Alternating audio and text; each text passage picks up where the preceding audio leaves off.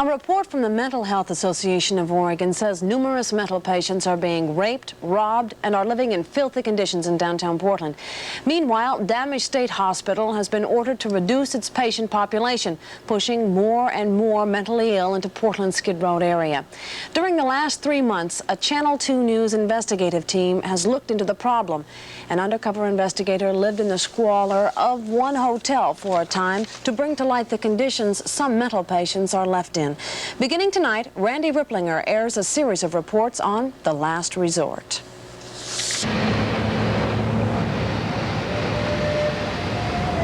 The mental patients, because I see them come in here, they just seem like they're lost to the world. They don't know where they're coming or going or what to do. Since I was elected as President of the United States, the best time they could give me would be in a place like this, because they can't go any further.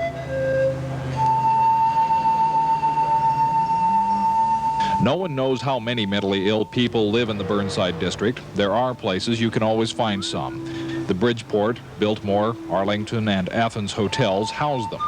Coincidentally, all 4 are operated by the same person, Wilma Robertson, formerly a well-known boarding house operator, now a well-known hotel operator, whose facilities seem to attract mental patients with little money because the rooms are cheap. But there are horror stories to tell about these hotels, like one mental patient named Helena who was reportedly robbed and raped here at the Bridgeport. Another, Hortensia, was a rape victim at the Arlington, and Bruce was beaten. Geneva says she was a rape victim too, also at the Bridgeport, and someone stole all of her belongings.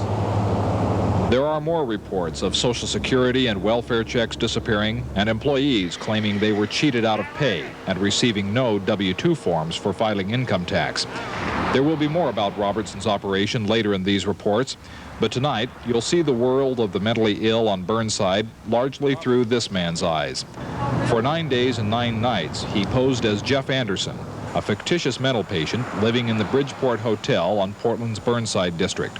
He made friends with the insane, ate with them, socialized with them.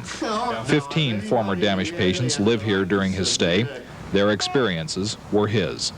Some of the people that have been there a long time have piled up a lot of garbage, old food, newspapers, good environment for the cockroaches. That's why they live around there.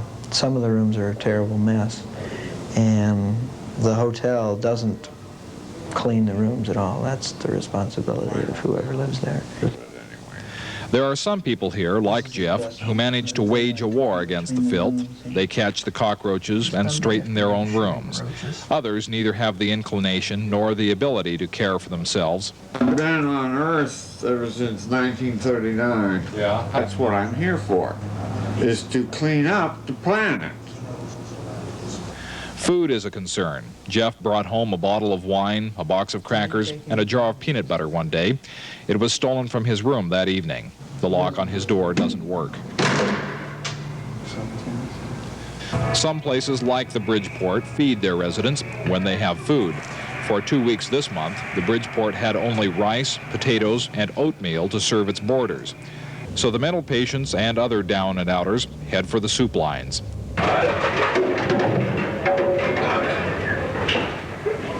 Blanchet House serves hundreds of hot meals a week for no fee, and the patrons don't even have to sit through a sermon to get fed. The operators say if they weren't here, many of the mentally ill would starve. I see them come in here, they just seem like they're lost to the world. They don't know where they're coming or going or what to do. You have to treat them just like a mother would treat a child, a 4 or 5-year-old child. You got to sit there and show them how to eat and the whole shot. People that far gone come in here? That's right. Why aren't they eating somewhere else? Nobody else wants to take care of them. This is the last resort. If they can't get a meal here or like one of these establishments, they'll go hungry.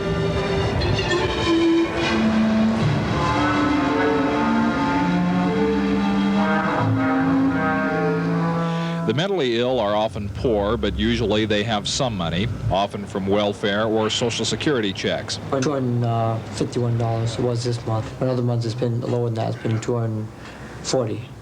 How much? Doug is a friend of Jeff's who lives on an SSI check. He has bounced between Burnside and Damisch for 10 years now. In Doug's case, his landlady manages his finances, although Doug doesn't know why. Do you take your check to the bank and cash it? No, she does. Who does? Wilma does, the owner of this place. Wilma Robinson. How does she get it? I sent it over to her. It comes in my name. I sent it to her. Comes in my... Well, why don't you just cash it and use the money yourself rather than her cashing it? I don't know. I haven't got the right ID or something. I don't know if I could now. But there is a way for someone unknown, even with no identification, to cash a check on Skid Row. Okay, take that to the bank. Give them that slip of paper and I'll cash that check for you. An organization called Burnside Projects, among other things, vouches for transients, alcoholics, the poor, and mental patients who can't get a bank to cash their government check. Counselors here say those who can handle their money should not trust their landlords to do it. The problem is that the clients tend not to see any of that money. And they go through the month and they have some rent, or possibly after living there for 3 or 4 days or for a week, they're evicted because they've created a nuisance, or some other excuse that the hotel management wants them out so they can put somebody else in their room. So we feel that potentially once they get their hands on the money, the client will never see it again. Then there's the danger of being jackrolled, that is, being beaten up for your cash. A lot of that goes on the day after the welfare checks come out. If they do get jackrolled or taken by a landlord, some mental patients join the line at the Plasma Donor Center, a place where you are paid $7 to have your blood pumped out, processed for its byproducts, then pumped back in. Some of the mentally ill make a profession of it. I mean, sometimes I had to. Well, I did because I made $17 a week just for 6 hours work, and then I could pick up cans or get a job at whatever, you know, for a while.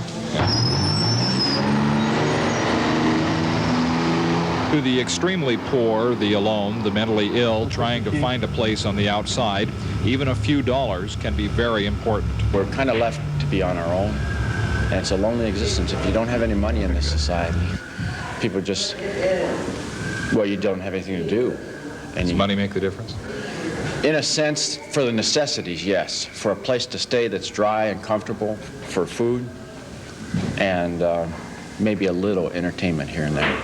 Entertainment for some is alcohol, for others it is drugs, like it was for another of Jeff's acquaintances, a mental patient named Robert. He picked out the people and asked and finally found one and purchased a couple of joints and proceeded to smoke them. And once he got under the influence of the drug, he became less sensible. He talked about guns and helicopters and people being killed and things like that. For the chronically mentally ill, it will all eventually lead back to Damisch.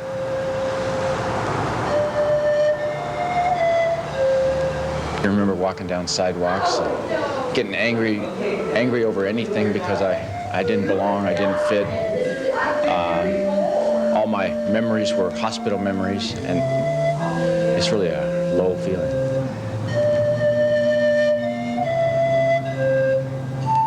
I feel like I'm never going to get ahead, you know. Living in this place for such a long time, you feel like there's nothing but this place. You know?